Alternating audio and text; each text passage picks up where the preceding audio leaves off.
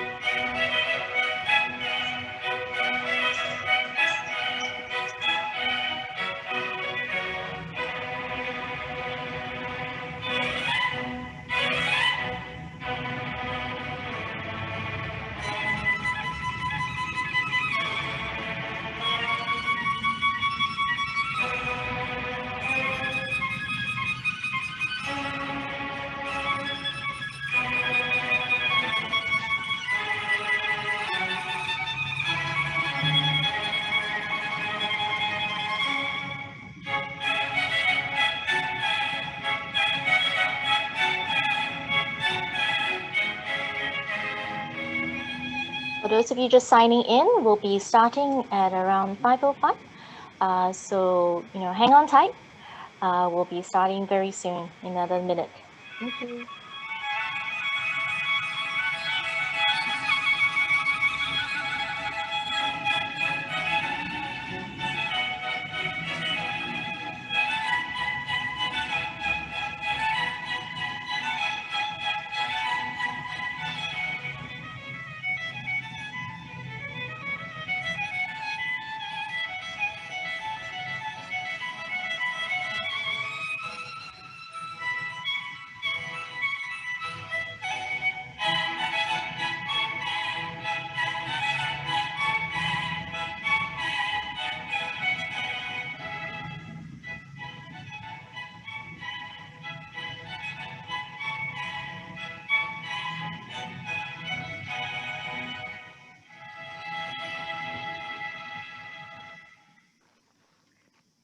All right, everyone, welcome. A very good evening to everyone. Thank you for making time out of your day on a Friday at that to attend our first sector specific COP that is driven by the Alliance for Action for Work-Life Harmony, entitled Sustaining and Enhancing Flexible Work Arrangements in the Food Services Sector. My name is Karina Kwok, and I'm the Head of Professional Practices and Community at the Institute for HR Professionals, IHRP. As we heard this afternoon, further restrictions based on the COVID-19 environment. So this topic on flexible work arrangement is actually quite apt and timely given the challenging times we're experiencing. So right now, if I may get, before I kind of go into the webinar proper, introducing the speakers, if we can just very quickly cover some webinar housekeeping rules. If I may, thank you for forwarding the slide. So these are typical webinar housekeeping rules. Just bear with me while I go through them. In terms of webinar recording, we always get asked this question. The topic presentation as well as the panel segment will be recorded, and we will send out the recording link as part of a follow-up email to participants. In terms of confidentiality, we would just like to request that participants refrain from taking any screenshots or recording of this session, as some of the materials are copyrighted. And the approved presentations, as I mentioned previously, will be sent out to everyone as part of our follow-up email. In terms of questions and answers, for those of you who may not be as familiar with the Zoom console, at the bottom, right at the bottom of your screen, you'll see a Q&A functionality as well as the chat function.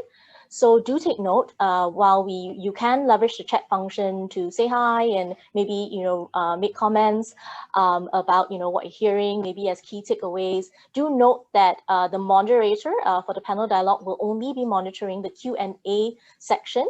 So if you do have specific questions you'd like to pose to the panelists, please do so within the Q&A functionality. Indicate the name of the panelist and then type your question. So that'll be easier for the moderator to direct it to the right individual. Okay, next, if we can go on to the next slide, please. Great. So, you know, as we all know, we're all signed up here for this exciting webinar because we want to hear a little bit more about flexible work arrangements. But before we dive into that topic, just like to give you a little bit of context setting about what this Alliance for Action on Work-Life Harmony is about.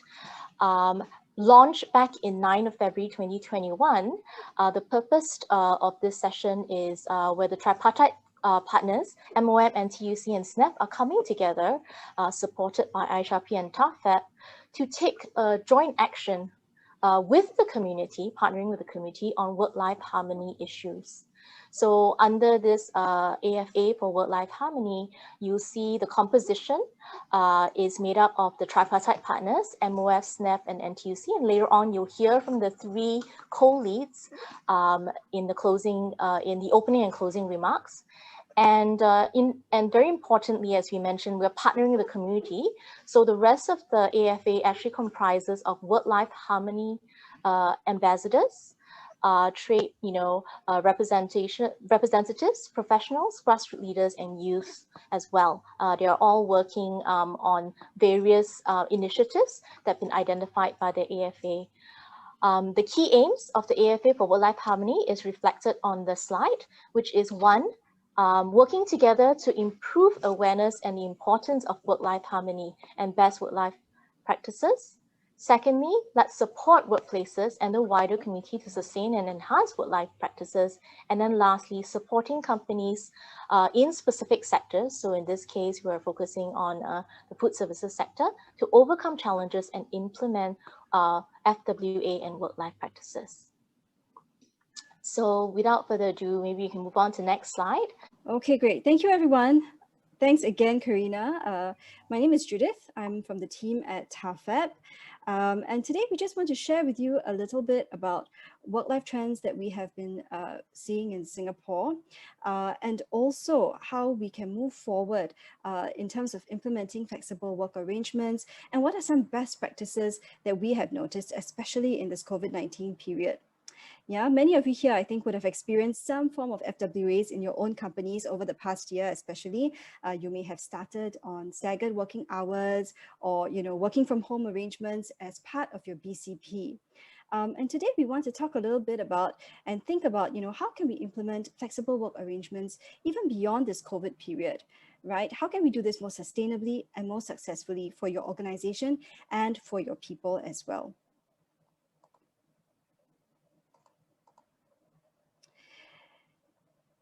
Now, first, taking a quick look at some work-life trends in Singapore. Now, we did a study in 2014, and we repeated it again in 2018 at TAFEP to understand what are some of the work-life trends, what are some of the factors affecting work-life harmony in Singapore.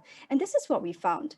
4 key trends that we saw was, number 1, we saw an increasingly aging population, and also as a result of that, an aging workforce as well. So we've got more mature workers in our workplaces. We're also seeing smaller families, right? Smaller family sizes, which means that really there's an increased proportion of caregivers and fewer people with whom to share those caregiving responsibilities. So in our parents' time or grandparents' time, where maybe there would have been 9 or 10 children to share, the caregiving responsibilities, now perhaps there are just 2 children, for example, to care for elderly parents. So that's another shift that we're seeing. And against all of this, we also see increased efforts by our government and of course by TAFEP as well to drive the awareness and adoption of work-life programs and initiatives, really to address some of these trends. So 4 key shifts that we have seen. Number 1, we see more employers sort of sitting up and taking notice that, look, we need to look at work-life harmony initiatives. It is something that is important for staff.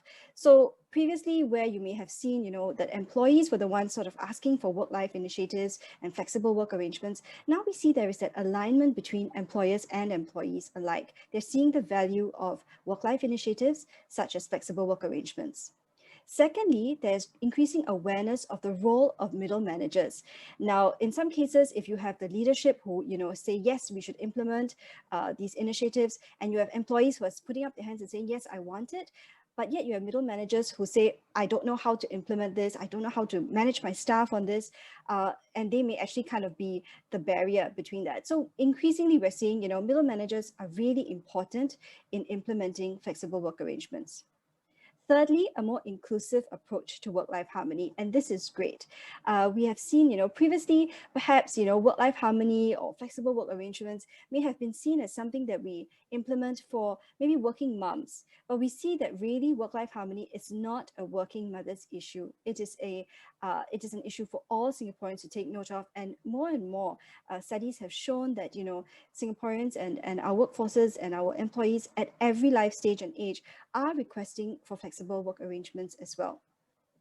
And lastly, of course, we're looking at how can we talk about FWAs as a sustainable option. So employers are also looking at, FWAs not just as an ad hoc practice that they implement for one person or for just a short period of time, but as a more sustainable option in the long run.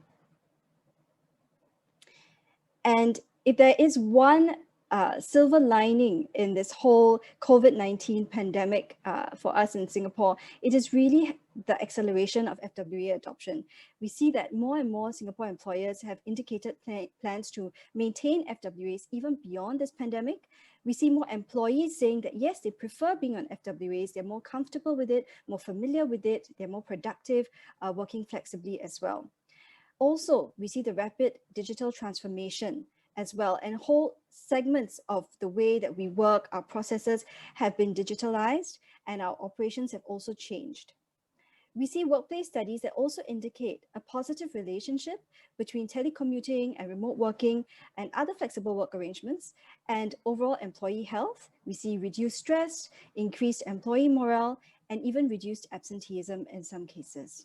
So really, COVID-19, in a way, has helped us to think differently about flexible work arrangements and how we can make it happen in our organizations. It's helpful to think about what exactly is work-life harmony. Now, previously, I think traditionally, the way we look at work-life balance is really this idea of a 50-50% balance. But in reality, that's not how work-life harmony works, right? We see different facets of our lives coming together: our work, our relationships, personal interests and hobbies, and personal health and well-being. So rather than thinking about it in terms of work-life balance, we challenge employers and employees to think about work-life integration. How are the different parts of your life fitting together to achieve work-life harmony? Okay, so work-life harmony really is this state where individuals are able to effectively manage work responsibilities and their personal and family aspirations as well.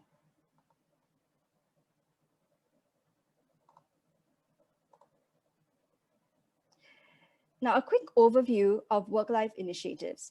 Now, work-life initiatives can be divided into three key buckets: flexible work arrangements, which we'll talk a little bit about today; enhanced leave benefits, which is anything above and beyond your annual leave, as well as employee support schemes. These are things like your Blue Sky Fridays, your Fruit Days, your annual get-togethers and D&Ds to boost your staff morale. Now, looking more closely at flexible work arrangements, I think everybody here is more familiar right now with things like staggered working hours and working from home. But we want to encourage you to think about flexible work arrangements in these three key buckets. First, flexible load. Flexible load means you change your workload and then there is a commensurate decrease or change in pay together with the change in your workload. Flexi place means that you're working from any place apart from your traditional office setting. Flexi time means that you're working outside of the traditional 9 to 6 work hours to fulfill your agreed upon working arrangement. And in terms of flexible work arrangements and the three different buckets of FWAs, you will see that there are really quite a few different options that you can consider. I've just listed a few of them here because we want you to understand that, there is more to flexible working arrangements than just staggered working hours and remote working as well. We have things like flexi shift, shift swapping, time banking, compressed work week, and so on. And if you want more ideas and definitions of these different initiatives and different flexible work arrangements, please do visit us at www.tafep.sg, and you can get the definitions there as well. But really, in terms of enabling employees to have different types of flexible work arrangements, think about it in terms of flexi load, flexi place, and flexi time to find a solution that fits. Now, in terms of implementing work-life strategy, rather than ad hoc work-life initiatives or implementing FWAs in silo for specific people or specific teams, what we have found when we look at companies that have implemented FWAs well, done it sustainably and successfully, there really has been leadership direction and commitment from the top. Where the senior leaders have bought in, we find that that has really helped to drive the organization culture and values to make it more work-life friendly. And then work-life strategy itself is then fitted into as one of the key HR strategies. So, our traditional HR strategies that we think about are, of course, talent acquisition, comp and ben, performance management, learning and development. And now employers who are progressive are really seeing that work-life strategy needs to fit into that bigger picture as well. So it's not a short-term plan, but a long-term strategy. And from that, from those investments, they're seeing an improved employee engagement and productivity and overall enhanced organizational performance. These are some of the benefits that you can expect to see if you implement FWAs. Of course, the organization will begin to see things like increased talent attraction, talent retention, as well as people want to stay with you, lower hiring costs, lower absenteeism rates, employee engagement, and as a result of all of those things working together, you'll be recognized as an employer of choice as well. For the employee, there's that increased personal autonomy as they get to have a say over when, how, and where they work. They have better time management, so they don't feel like they're being pulled in different directions all the time. There's that better personal work-life effectiveness. And of course, when you see that, we are treating our employee as a whole person, dealing with different kinds of challenges in both career and personal life, and as an employer, you're helping to address those needs, we see increased motivation at work as well. So really, when done well, FWAs can be a win-win for the employer and the employee. So what then are the key steps to FWA implementation? We've distilled it into a very simple 4-step process, and we want to talk about some best practices as well. So really, these are the 4 steps to implementing FWAs. First, establish your business case. Why are you doing this? Always start with the why. Secondly, identifying your employee needs. What exactly does your diverse group of employees require? Thirdly, implementing the relevant FWAs. Now, once you've implemented it, it doesn't really stop there. You need to evaluate the effectiveness of your FWAs, refine your case, and then, essentially keep refining and implementing your strategy. Now, these are some best practices that we have seen, and these are some tips for success that we want to share with you. In terms of establishing your business case for FWAs, it's important to know that, we have stakeholders at every level of the organization. So one thing to do is to include measurable benefits in your business case. It's not just about, employees becoming happier, for example. How do you measure that happiness? Do you see your employee engagement levels going up? Do you see your productivity levels increasing? Right? Get support and ownership from the leadership. As we mentioned earlier, and you saw in our chat, really senior leadership buy-in is so important for these to be sustainable practices. And finally, also consider how you're going to align your staff on the benefits of FWAs. How are you going to get your middle managers on board? Do your rank and file staff also understand the value of FWAs and why you are implementing it? Right? So establishing the business case at every level of the organization. Secondly, think about what are your existing data points where you can identify your employee needs. If you have existing employee engagement surveys, you could use those depending on the culture of your organization, sometimes even informal HR chit-chat sessions or, chit-chat with your managers. These sort of sessions can also help you to understand what are the needs of your employees. Because you do have a diverse group, you need to understand that the FWAs that you implement, you need to have something that sort of fits the different groups as well. Then, in terms of implementing relevant FWAs, you may want to begin with a pilot program. But of course, set clear expectations. What are the expected behaviors and outcomes? I think these are some of the issues that you may have come up against as you went into the circuit breaker last year as well, right? As you're implementing your BCP for the first time. How are your staff going to work from home? What are the expected behaviors? What are the expected outcomes that they're expected to achieve now that they're not in the physical office space anymore? Holding communication sessions at all levels also can help to address concerns, right? Not just giving them the information and saying we're going to roll this out, but addressing concerns at the different levels, helping them to understand why you're doing this as well. And of course, equipping supervisors to manage employees on FWAs. You could leverage technology tools, teach them how to do more intentional check-ins, and also to do outcome-based performance management, right? How do you know your staff are working if they are not working right in front of you? You need to start looking at your outcomes as well. And once you have implemented these FWAs, you will then start looking at how do you evaluate the effectiveness of the different initiatives that you've just done. Now, you need an effective monitoring system as well with clear targets. So this again goes back, what are your measurable benefits that you said you wanted to measure right at the start, right? So understanding what your clear targets are and then refining that strategy regularly to keep it relevant. So we always explain to employers that this is really a cycle that keeps going and growing.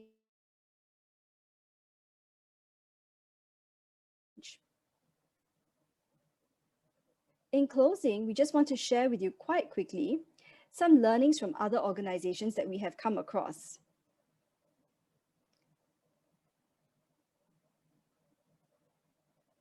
Okay. Now, these are some key learnings that we have come across as we have spoken to different organizations, and we just wanted to share them and highlight these to you as well as you think about where you are right now in your FWA journey, and as you go into hearing from the different organizations as well. Now, one that we have heard about is really an organization from the hospitality sector, which was finding it hard to hire people for their housekeeping department. But what they did have was a lot of mature workers that wanted to fit the roles and to take on the jobs, but couldn't do, full shifts or, work shifts every day of the week, for example. So what they did was they actually reviewed all the job roles. They redesigned the job roles as well to create a job sharing arrangement, which allowed them to recruit more mature workers who were keen to work, able to work, but perhaps could not work full shifts, right? So going back to what Director Yo shared earlier as well, the review and redesign of job roles could be part of your whole overall work-life plan. Okay, another option that we have heard of is also a computer software firm which set up platforms to ensure a regular flow of information. So they started utilizing collaboration tools to ensure that there was more communication flowing quite clearly between the organization and staff, even as everyone was working remotely. So this way, the emails were going through quite clearly, EDMs, key messages that needed to be passed through the ranks were being passed through as well. And also, the frequency of virtual meetings was also increased to provide more timely updates and also more weekly update emails. So the frequency of communication in companies where they have implemented flexible work arrangements, the frequency of communication actually increased as well, just to ensure that, there was that seamless flow of work. Another one is really to, and this may feel a little bit radical, but we encourage you to think about it. Company actually included, the management of employee well-being during work from home. So this was really during that whole circuit breaker period, but they included it as part of their supervisors' appraisals. So something to think about is, as you're implementing flexible work arrangements, what part of that can be part of the KPIs for your middle managers as well? Right? And another company actually thought about how to take all of these meetings that were happening in person, the social gatherings, the social aspect of meeting together, how could they take that in the virtual space if they couldn't meet in person as often anymore? And so what they did, this was a professional services company, they actually started to organize virtual gatherings and contests as well. So things like healthy eating competitions, exercise challenges, virtual team lunches, even across departments as well. And so these were some ways that they actually started to meet virtually and keep that social aspect of the organization going. So these are some learnings from other organizations. So I'll pass you over back to Karina. I think we've given you quite a bit to think about in terms of your 4-step process and the learnings from other organizations. So I'll just pass you back to Karina at this point. Thanks so much, Judith. That was a really great sharing from you. I've learned quite a bit about the various different forms of flexible work arrangements. Now, quickly, just to make sure the audience is still with us, I would like to run a session of maybe 3 quick polling questions. So if I may get the help of the host, we can run the first poll. It's regarding, how important do you think work-life harmony is? Just get a sensing from the audience, if we may. So hopefully people can key it in. The 1 is the lowest and 7 is the highest. I know it's a bit strange to see a 7-point Likert scale, but we wanted to keep it interesting and to keep you guys on your toes.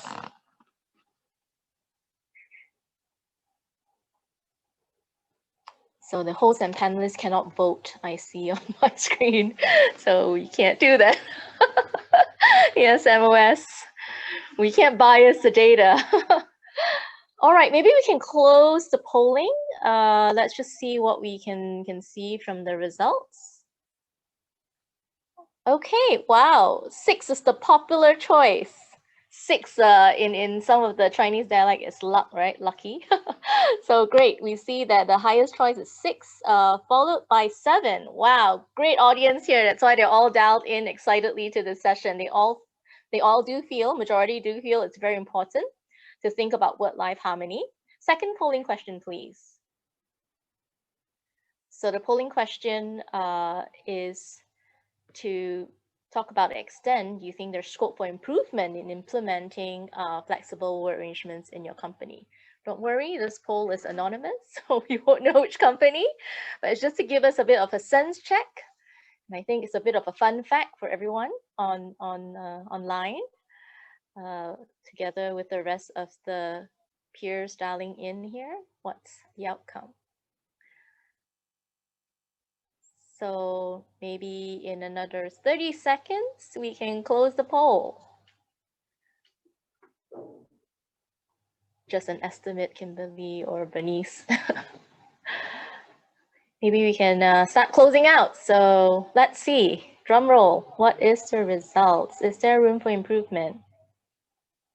So people, the majority, 34% are voting 5, meaning there is room for improvement. So exactly why the AFA for work-life harmony has been set up. So great, we've got the justification for all the great work that we have in store for us. And then last poll, please, Kimberly or Bernice. So this is a yes/no question. Would or do you differentiate the types of FWAs offered to employees? So again, excited to see what the poll results highlight. My hypothesis is that you cannot necessarily, sometimes that'd be challenging to a one-size-fits-all unless you work in an organization that is pretty homogeneous. But let's see what everyone else is sharing. All right, maybe we can close the poll since there's only 2 options. Wow, resounding 84% says yes, you do have to offer some difference based on your job role. And that exactly is a perfect segue to our upcoming panel, because our illustrious group of panelists will actually be sharing with us that there is a distinction that they have in terms of rolling out FWA for their front office as well as back support functions. So without further ado, let me quickly go to the slide where we introduce the moderator and the panelists. So as you can see there, we will have Evelyn Quick, Managing Director from Great Place to Work, perform our moderator role. She's really great. And then we've got our panel of speakers from the Soup Spoon, from Yo's, as well as KFC Pizza Hut. I won't steal the thunder. They have been, they'll be doing a little bit of sharing about themselves. But let me quickly do a quick bio share on Evelyn. And then I'll pass it over to her to kind of take on the panel. So if we can move on to the next slide. Oh, sorry, yes, that slide, sorry. So Evelyn is a much sought after conference and seminar speaker, bringing with her a wealth of experience in the areas of HR and org development. She has a wealth of experience in this area, partnering with her clients to develop strategies and creating a great workplace culture. She has co-authored national research papers on the work-life scene in Singapore. And most recently, she has co-authored a paper entitled Trust Enable New Ways to Work with Professor Rick Smith of the Johns Hopkins University. Especially amazing since we're on the topic of work-life harmony. She's able to juggle and balance all of these wonderful achievements whilst balancing her role as a wife and mother of 3 with very young ones too. So Evelyn, without further ado, over to you to introduce the panelists. Thank you so much, Karina, and hello, everybody. Well, I think it is very apt to talk about work-life harmony because Director Yu spoke about it earlier when she was doing opening about how the food services sector is close to her heart. And I must say it's close to my heart because I grew up in a family where my mom and my parents operated a chain of bakeries or confectioneries, at one time, a factory. And in those days, work-life harmony, work-life integration is unheard of. So what it meant was that they were working long hours, taking just 3 days break a year during Chinese New Year. And, we were just raised by a village of grandparents, of aunties and uncles. But what that meant for me was that when I came to time to have my own children and my kids came along, I told myself, I saw how hard my mom worked, right? And that's therefore, I want to spend time with my children. And that's the reason why I went into this whole work-life space, 15 years ago, my first kid came along. And so this whole topic around work-life integration, around flexible work arrangements, it's not just work for me. It's not just professional for me, but it is personal to me because I'm a life that's been impacted where I was able to do part-time work arrangement when my kids first came along until they have all grown today. So thank you so much for the introduction, Karina. And I know that we have a very, very good group of panelists today. And the fact that we have a huge turnout, it just means that there is a strong level of interest out there to hear companies talk about their actual experience in implementing FWAs. So the 3 names we have today are familiar names, familiar business and HR leaders from household names that we're all familiar with. And what they'll be doing with us is to share with us their business setup, the challenges they face, and how they have in their own creative ways implemented various types of FWAs. And as you can see in today's news, the fact is that with the pandemic, guidelines change all the time. It is not an easy time for us in the HR business and HR industry. I think it is really timely for us to be able to hear from these leaders how they manage to implement and to evolve their arrangements and their plans within the constraints of today's operating environment. So let me not just take up too much time. I want to first introduce our 3 panelists. We have with us, firstly, we have got Mr. Andrew Chan. He is the owner for Soup Spoon. We've got Ms. Irene Tay, the head of HR at KFC and Pizza Hut. And lastly, we have got Ms. Angelina Chua. She is the first VP of Group HR and Group Data Production Officer at Yoast. All right, so today we're going to do this panel a little differently. We are going to give each of the individual panelists some time upfront for them to share, their story and their FWA journey. And along the way, you in the audience, if you have any questions, please, this is the time to hear from them. Make use of the Q&A dialog box that you should see at the bottom of the screen. Key in your questions, and like what Karina said earlier on, if it is a question that is directed to a specific panelist, please indicate the name of the panelist. Otherwise, we will assume that this will be a question for the general group. And what we'll do is that at the appropriate juncture, we'll bring the questions up front. All right, so maybe let's start first with Andrew. So Andrew, could you share with us about your Soup Spoon story? We are all familiar with your restaurant. We've all dined at a restaurant. Tell us about your workforce profile, the types of FWAs you have implemented to address your manpower challenges. Over to you, Andrew. Hi, good evening to everybody. I rarely attend webinars at this time of the day, but I think it's good to see so many of you like-minded HR people in this group. I think I'll try to keep my sharing a little bit kind of informal, because I think among a lot of the people here, I know a lot of you are from the HR profession, and I think I kind of come from a very much like the business owner point of view. So a little bit of my company and myself. I started the company in 2002, so time flies. It's close to 20 years. I started pretty much as a small little cafe at the basement of Raffles City, and today we have close to 30 outlets in Singapore itself, and our business has kind of like diversified a little in terms of the way we have set up. So we besides having the food service part of the business itself, we now also have a manufacturing side of the business that we kind of distribute through different channels in e-commerce, supermarkets. And then in our manufacturing, we also serve the food service industry. And we do have a franchise in Taiwan, which we started just before COVID. And thankfully, things are still happening quite well for them. And they have kind of expanded to 6 outlets within a year. So we are exporting to countries like in Hong Kong and in Taiwan, and are looking kind of to expand our presence internationally. So when we first started, obviously we were very retail focused. So a lot of our staff are largely coming from a wide gamut of range itself. So we have a very inclusive workforce that encompasses all race and ages. Of course, I think we do have a limited amount of foreign workforce which we are using to augment our local workforce.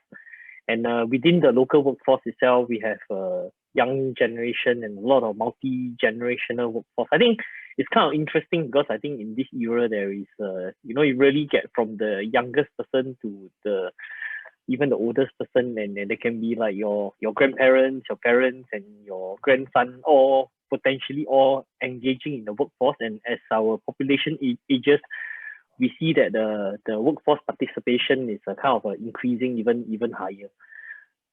So I think I wanted to just kind of like go through a little bit in terms of what are some of the manpower challenges which we face. I think, and I don't think I'm the only one here that have these issues, right? But I think it's kind of interesting to kind of expand on it, right? So for us, I think as we kind of expanded the business, we find that our manpower needs continuously grow, and not only growing more from just the people that we need to help us to run the retail operations, but really in terms of as the complexity of the business grows, we find that we need a very wide pool of manpower, not only from retail, but from the manufacturing side, but also in specific areas like marketing, IT, right? So as the business keeps growing, then the kind of skill sets we need in the organization keeps growing as well. But I think a lot of the typical food service operations, you will find that we can't get too much away from the fact that, we still need a lot of people to come give the service, as well as the manufacturing side to do the production itself. And I think that as the aspirations of the younger workforce keeps growing, this pool of people that are willing to partake in that part of the industry continues to be challenging.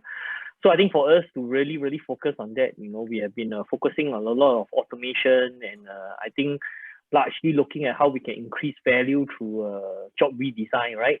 Whether is it from self-ordering as consumers become more and more familiar with digitization, from the manufacturing side, doing a lot of automation so that the existing staff itself can really progress and do more things besides the hard labor stuff itself.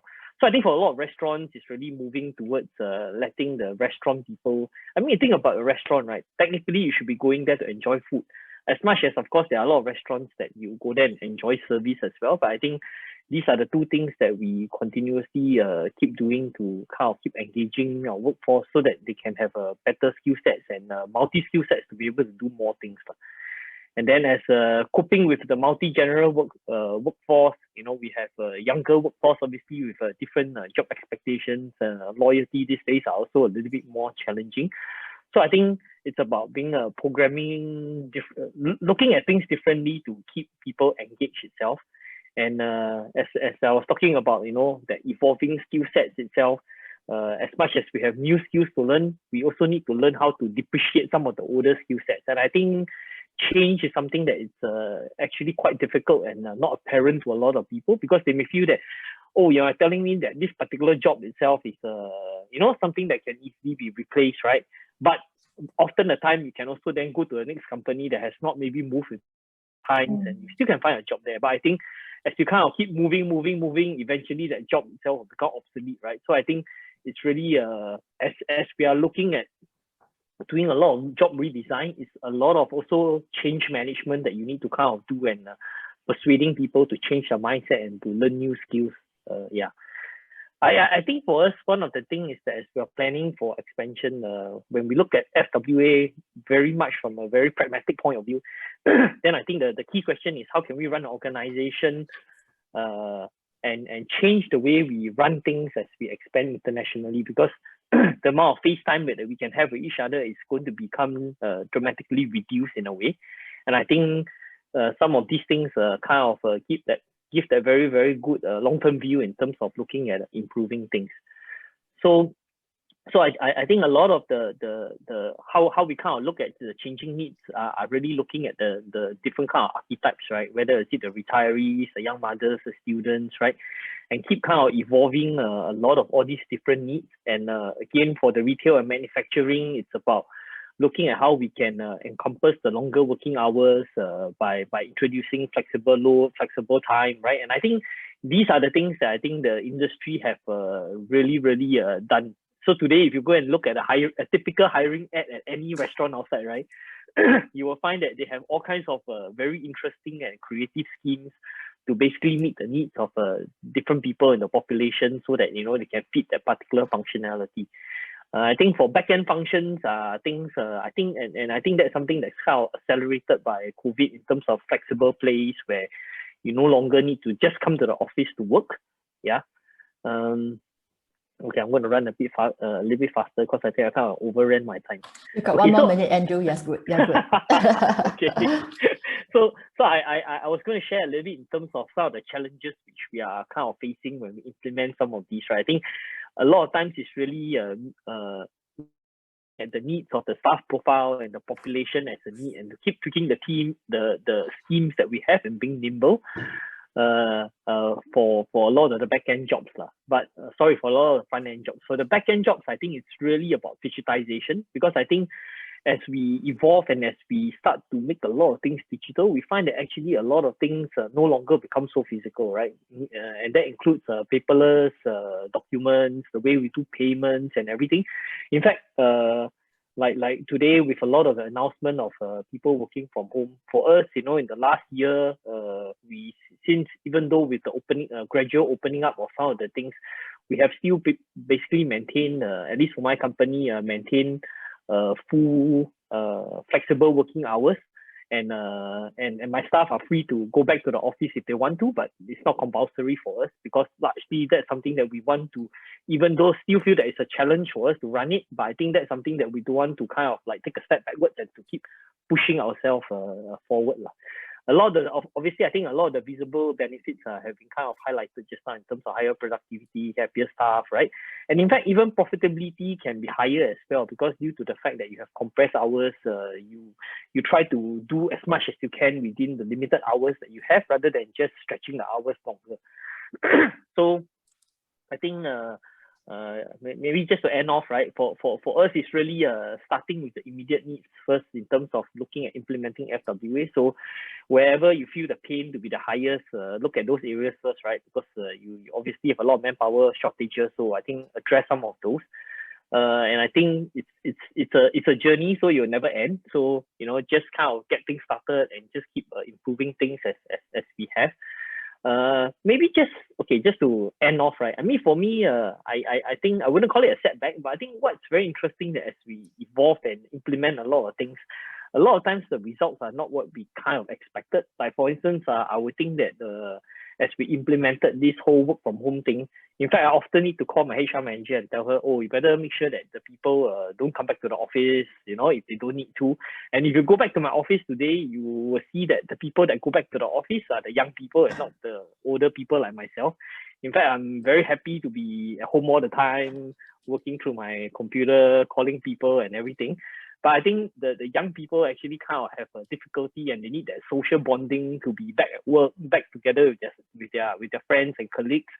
And then potentially they may also have challenges working directly from home, where some of us, including parents alike, tend to nag our children when they are always sitting in front of us, right? So I think these are some of the things that are kind of like evolving along the times, and yeah, some of the things and okay, I'll quickly finish off my sharing. I think there was the last thing that I was supposed to share, like if there were any external resources or internal. I think during COVID, we tapped on the Work-Life Harmony grant, and I think that has kind of accelerated a lot of the things that we wanted to do in terms of, especially I think in terms of technology implementation, because I think that's something that I think greatly accelerated our back-end push to really being able to achieve work-life, to implement a lot of the work-life practice. Yeah.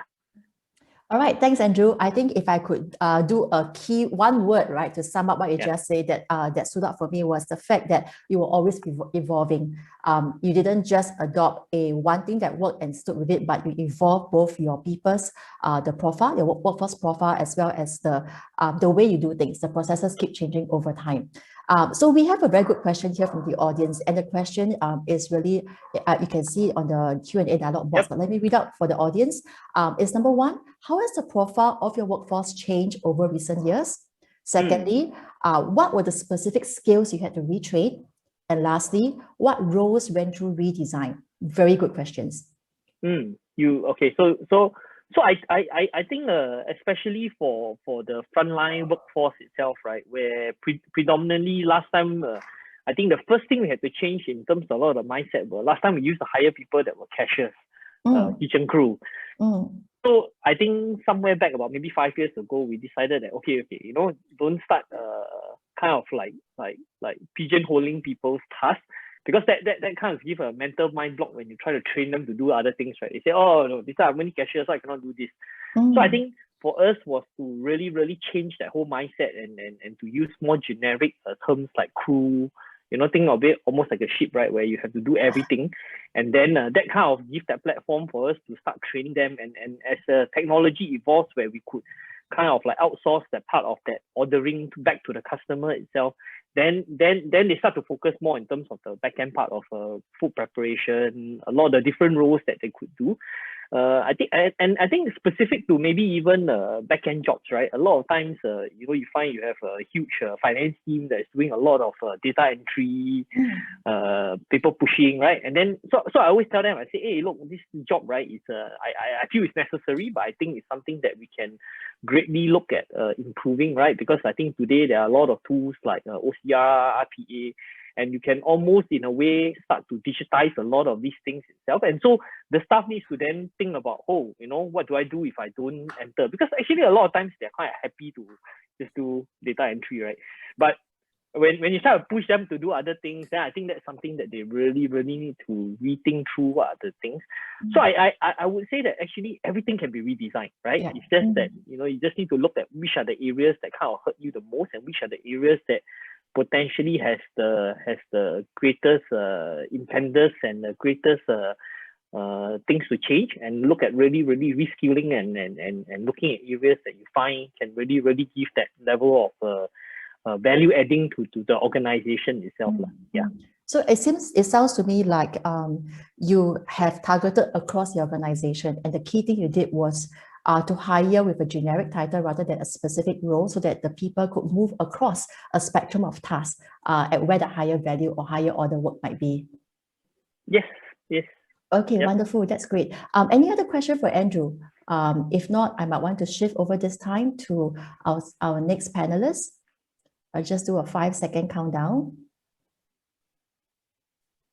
Okay. Now we shall move over from Soup Spoon. We're going over to KFC and Pizza Hut, another food industry. So let's hear from Irene. Irene, you are the head of HR managing both KFC and Pizza Hut. You've got many retail outlets spread all over Singapore. Could you share with us how have you, addressed your manpower challenges? Give us a glimpse of the kind of your workforce profile and what you've done. Thank you, Andrew. Thank you, Evelyn. Can you all hear me? Yes, I can hear you well. Good. Thank you. Good evening, everybody. What Andrew earlier has shared really covers, and I really resonate with him being in the F&B food services for such a long time. I actually has always been in food services and never left this sector. So what he has actually mentioned earlier was very similar, and we experienced it from time to time as well. So manpower is really a very big challenge for us in KFC and Pizza Hut. Across island-wide, we have about more than 160 outlets, and our workforce comes to about almost 5,000. So within this headcount itself, we have about 80% who are actually flexible workers or part-timers. And this number also includes our back-end support, which is about 150 of them. So the various needs on the flexible work arrangement are very different. And we break down into the front end, the back end, the back office support. So I believe in the food services, we are not very new in terms of having flexi work arrangement in the outlets, because in the restaurant, there are a lot of flexi workers whereby they have fixed part-time shifts, either for the front or at the back. So the restaurant's operations, they are very used to it, and managers see it very well. The only opportunity when we actually do more of those, from 60% and moving up to more than 70%, is in terms of the scheduling in the restaurant, and also aligning that headcount to the skill set that's needed at that point of time. So that's the biggest challenge, because you may have the headcount there, but you are not able to deliver because that person can only be restricted to doing certain things. And from there, we actually design it to be such that they are doing smaller scope of work. So the flexi workers, they can't do everything all at one go like a full-timer, because full-timer goes through a full-time structured training. And with flexi workers, we have to accommodate to the hours that they can put in and the training that we can actually help them to assimilate into that scope of work. So basically, job redesigning is one of the key factors, and getting them up to speed in terms of productivity, and eventually moving them on to do more scope of work and move them to different sections. So that requires a lot of engagement within the restaurant, between the management team and also the staff, so that the staff continues to want to move on from one station, one section to another. And from there, we also will incentivize them through monetary increment, so that get an increase when they move from one station to another. So that's how we engage them, because we know what's their needs and wants. So basically, the money part, the compensation part is something that the part-timers or flexi workers are actually looking for. So in terms of that, aside from aligning that productivity and the skill set, we look at the scheduling and how do we map them to the restaurant needs. Because across island-wide, different restaurants would have different needs at different point of time, different kind of peak hours. So the leveraging of the manpower itself is something that the restaurants and the operation management team actually works towards, with a very strong teamwork to help each other within different areas and across different districts as well. So for restaurants wise, it is really a very powerful tool to use to leverage on the flexible workforce. And for fast food, especially flexible workforce or fixed part-timers, these are not a special category group of people that has just evolved or started because of COVID. It has been many decades old kind of arrangement. So and the best part is we also attract students, whereby they can be our talent pipeline, and they are being trained and exposed to different areas of work. Things like, for example, very technical matters like duties of cleaning or maintaining some equipment. So these are the little small scope and roles whereby it actually step up to help them to develop themselves as an individual, and also get to know what are their likes and dislikes. And from there we grew them, and many of them actually became our restaurant management, and eventually grew and get developed and have a solid career in KFC and Pizza Hut. So are you saying, Irene, if I could just interrupt, that some of these part-timers have over time grown to become restaurant managers, Yes. even though they could have started off as a part-time role? Yeah. Okay, Yes. wonderful, great. So like, for example, myself, I started with one of the fast food long time ago during school days. So I've never left the food industry. That's real passion there. So from operations to managing restaurant as a restaurant manager for a decade or so, and then I move on to do other things like marketing and then do HR. So there is endless opportunities in the food services, and it is a very robust industry for an individual to be put through different functions and scope of work to really get a hang of, to really understand what you like. Because you do almost everything in the restaurant, from serving customers, from ordering, from inventory to managing the people. And while doing all this, you are actually touching different functions, be it finance, be it supply chain, inventory management, people management. So you will definitely be able to find something that you like and then focus on that. And you can do it in any industry, actually. So your pitch is that you've got great career challenges and it's very fulfilling. That's your pitch to people out there, right? Yes, definitely. This is the best industry to expose anybody, and especially for students. You know, you actually come in to do part-time because your friends are there and it's fun, and you actually don't have an idea of what you actually want to do, and many of them are like that nowadays. Yeah, so you will start to grow to like what you want, understand what you like, and eventually grow into that role that you really like to do. And most people wouldn't just be doing something like, for example, I did operations, but I don't just do operations. In the end, I have a few careers. I do operations, I go and do marketing, and then I do HR, and it's really endless. So eventually you can progress. So what age do you start taking them in? At what age do you start taking them in? In KFC, we actually can take them in from 14 years old. Okay, I'll send my daughter to you. She's got her food safety certificate already. Wow, so I'll great. send her to you, yes. Yeah, sure, why not? Yeah, there's always opportunity out there for anybody who is willing. And of course, along the way, flexible work arrangement also not only work for students, it work for housewives as well, who just want to kill time and pass time while waiting for their children, like 3 hours, that kind. So we are able to tap on that kind of workforce who are readily available, like for the morning shift or the afternoon shift, whereby we can let people go off for their breaks and things like that. Because unfortunately, food industry is such that during peak hours, it will be definitely lunch time and dinner time. And by the time that you can go for a break, is definitely after the regular meal times. So it's we are quite fortunate. We have a group of people who can come in to just relieve our people for that.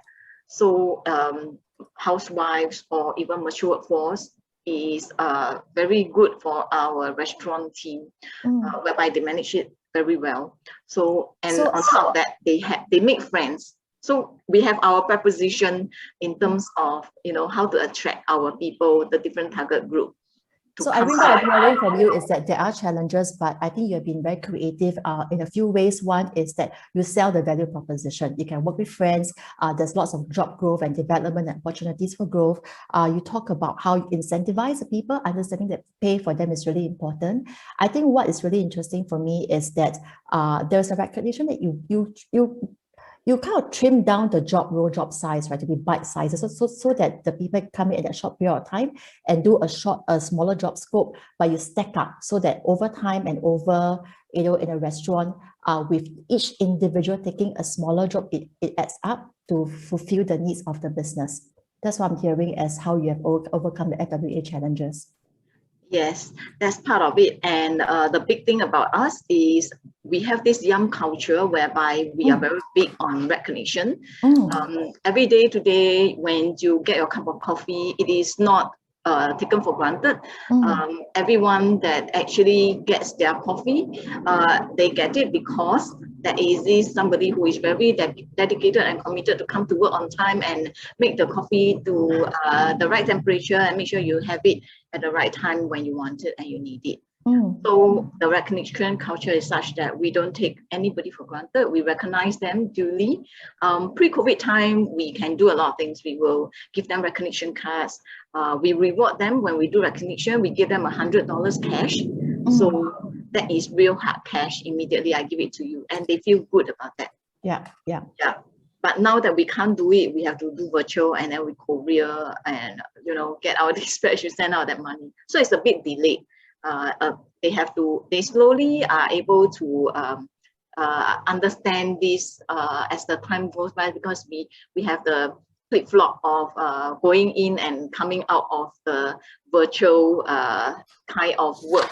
So initially they weren't very happy about it because they used to get it immediately. So then it became delayed gratification.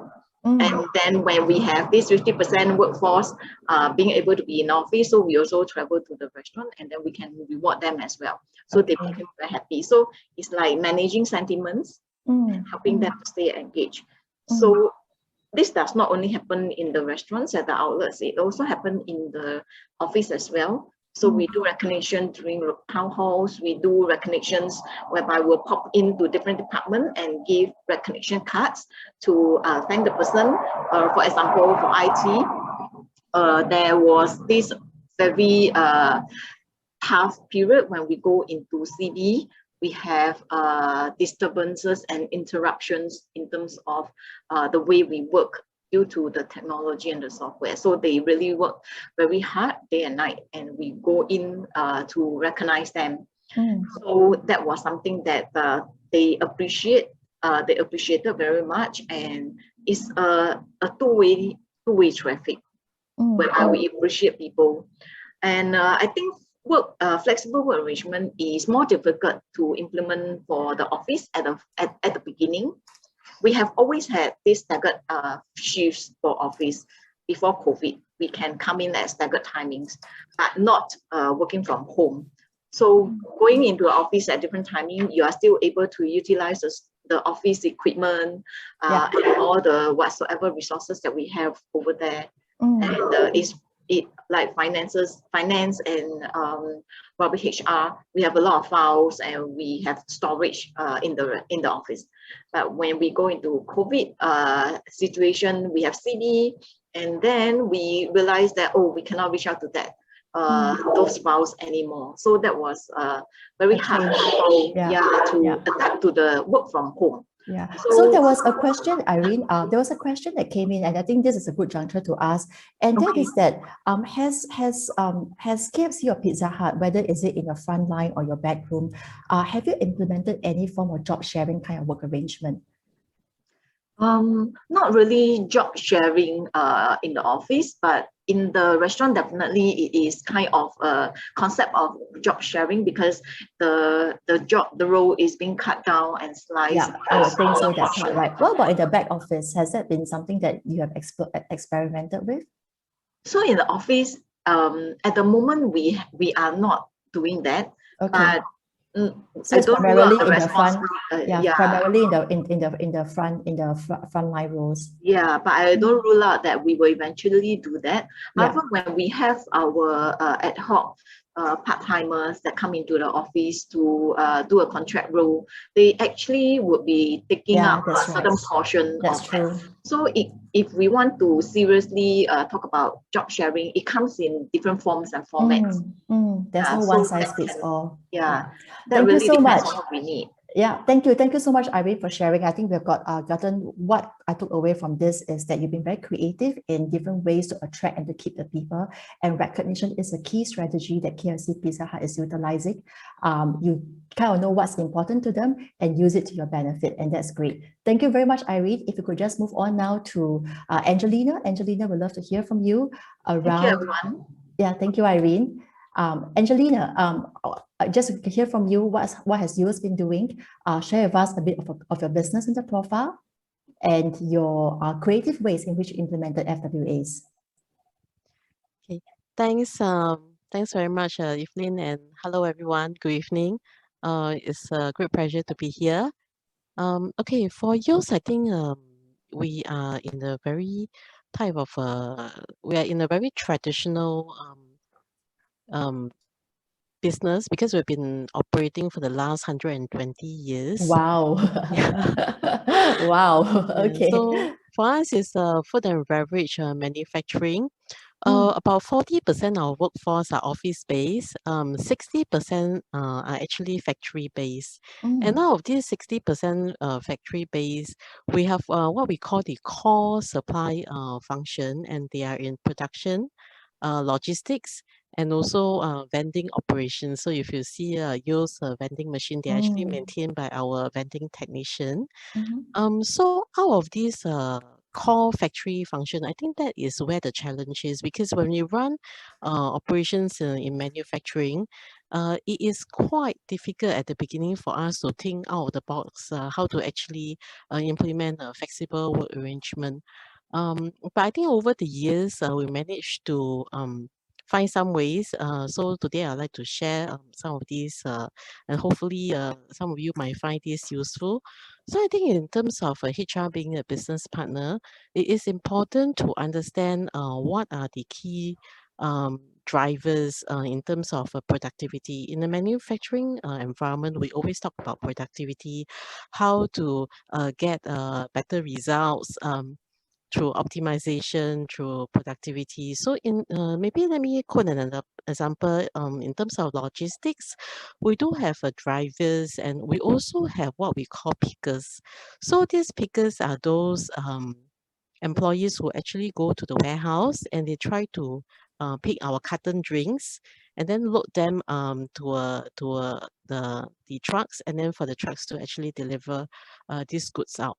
So for the pickers, what we have done is we introduce incentive base work instead of by time base. So we don't really ask them to clock in. They do clock in, but in terms of clocking out, we don't really are very particular, or we don't really go and keep track on what time they clock out, but rather we go on incentive base.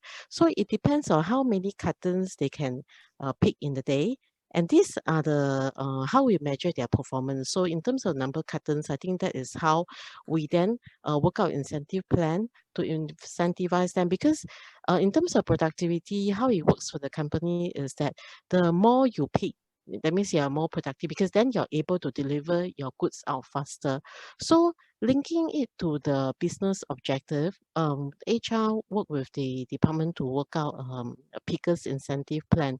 So that is how we have done it in such a way that we, in terms of monetary term, their motivation, and if they are very fast in their job, they can just leave as long as they finish their work. They don't have to clock the hours.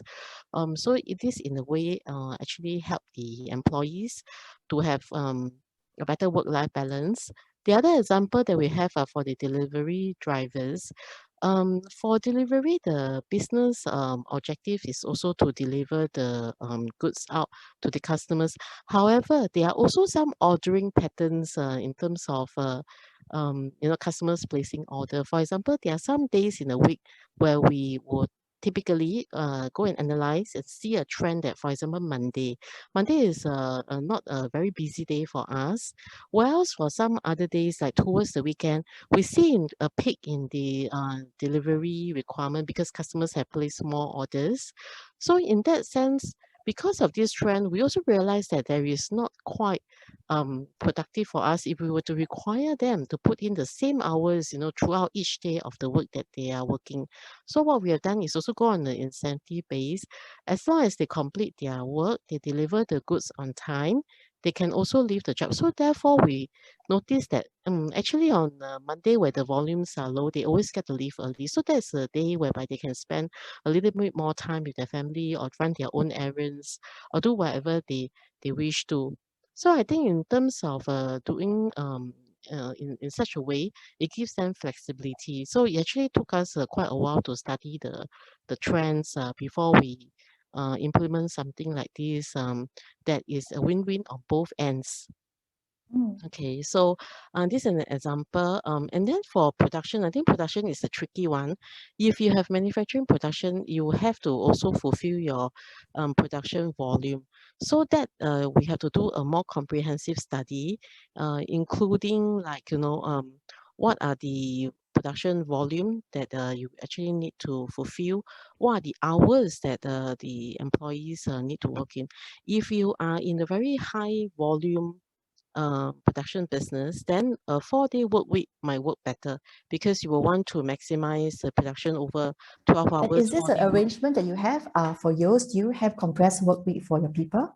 Sorry? Do you have a compressed work week arrangement for your Yes, people? we do have Yeah, you do compressed work have? week. So it Okay. depends on which department, what is your job nature. So we don't have a one-size-fits-all kind of arrangement. So it all depends on the job nature and what's the requirement, and then we customize and Yeah. structured it differently. Yeah, so what I'm hearing from you is that there are a lot of different roles in yours, and depending on the roles, yours has been very flexible and very open to customize the way it works, as long as that works for staff and for the business.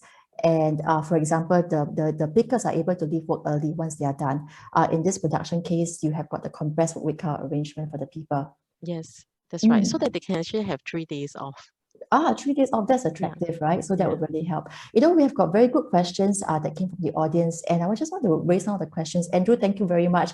You have been furiously typing and responding to them, but I thought some of these questions were great for us to say out loud, and for the audience to benefit from them. And one of the question, really is that we have all heard about the good initiatives on FWAs. The question is that the cost implementation can still be a key concern for some of the SMEs because of thin operating margins. How do you kind of address them or overcome them? So Andrew, I know you have taken some time to type it out, but feel free to unmute yourself and share your responses, while Irene and Angelina might want to give it a thought and chime in with your thoughts as well. Yeah, I think I just kind of like felt that even with my own limited scope of understanding what the work arrangements are, right? I think if you really look at I think even from the presentation from Judith just now, it's not really just about everybody working from home, because I think that's probably the number one thing that pops up in everyone's mind, right? Oh, can I work from home? Is that all it is? So actually, it's not really, right. It's a lot of flexibility about how you arrange work. And sometimes it could even be a win-win situation whereby the cost of maybe even doing that particular work itself can be even lower, because of the fact that people can't kind of, for them, they can't participate in the work itself because of the circumstance. Maybe they need to stay at home to look after their parents, their kids or whatever. But because work is being able to be done off-site at their own place, they may say that, hey, I would rather get a lower salary than to do certain things. And I think I kind of like personally experienced this, right? I have a lot of workforce that are also elderly, and sometimes you may think that, wow, give them more work and give them more pay, they'll be very happy. Actually, sometimes they're not. It's like they just want to participate in the workforce, right? So they say, no, don't give me don't teach me too many things, right? I mean, as long as you let me work, I'm happy, right? Do that few things, and they feel right? useful, and they feel that they're contributing. Yeah. Exactly. And then it's like for them, it's like, okay, I just want to be meaning. I just want to feel that I'm still working, engaged physically, and then I feel appreciated. Not so much that you need to keep putting me to do more and more things, because they're just happy that the way they are. So I think it's just a lot of flexibility and a lot of managing the workforce in that sense, and really looking at how I think just now what Angelina shared was really useful, right? It's about giving. It's about that give and take in a way, and often the give is not only giving to your staff, right? It's also what the staff is giving back to the business in terms of making sure that the business can still operate profitably, so that everybody moves along, right? And nobody needs to be shortchanged in any way. Thanks, Andrew. Any thoughts from Irene or Angelina? Yeah, I think probably cost would be a concern with some of the SMEs, but from HR perspective, I would think that understanding the people's needs and wants will help you to be able to craft plans and strategies and slice them through into fitting their needs while managing the operation or the business needs. Then it can be a win-win situation. It need not be a big cost to the business itself. Yeah. So the keyword. Yeah. Yeah. So the keyword from you, Irene, is understanding the people's needs and wants and being creative to meet those needs. Yeah. Yes. Okay. Thank you, Irene. There's one question that just came in. It says, is flexible shift management, which is allowing staff to swap shifts, is it practical for the frontline roles or at the manufacturing plant? Is this practiced? It feels like it's a question directed to Angelina. I don't know, given that it's a focus on shift work, right? Or even Irene, one of you, would you want to respond to this question? I think at the frontline roles, like in the restaurant, be it the front serving area or at the back end, there is always this opportunity to be able to swap roles or swap the shift because they are being enticed to learn whatever stations. So for those who are more productive, they can actually swap with each other whenever needed. And all they need is just to pick up the phone or do a text to the manager on the shift just to do that. So in that sense, for fast food and for Pizza Hut and KFC, we are flexible with that. So as long as the skill set matches, then it works. But in the long run, it is definitely more worthwhile to have a technology that is able to do that, which we are looking at that. So with a workforce of 5,000, imagine the kind of leveraging on manpower we would have. So this is definitely something that is doable. Okay, thanks, Irene. Any thoughts on this, Angelina? I think in terms of this, there's definitely benefits, especially for the employees, because some of them are taking care of family. They want to go for a medical appointment or something like these personal errands. So definitely by allowing them to change their shifts with fellow colleagues will definitely be very helpful. So we have been allowing that. But the other thing is that during the COVID situation, we just have to be a little bit more careful.